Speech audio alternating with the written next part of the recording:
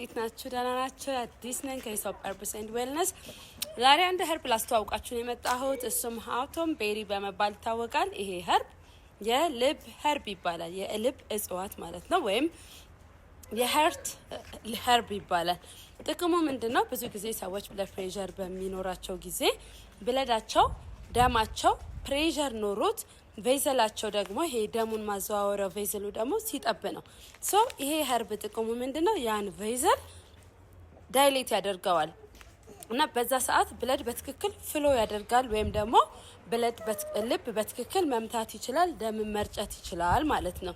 ይሄንን ሃውቶም ቤሪ በቤሪ መልክ ቤሪውን ወይም ደግሞ ፍሬውን ከተገኘ በፍሬው አለዛ ደግሞ በሊፍ መልክ እሱን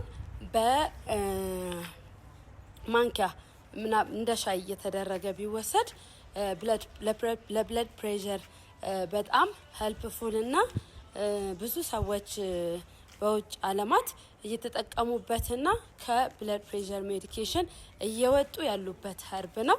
እሱን ኸርብ አምጥተናል፣ ኑና ውሰዱ።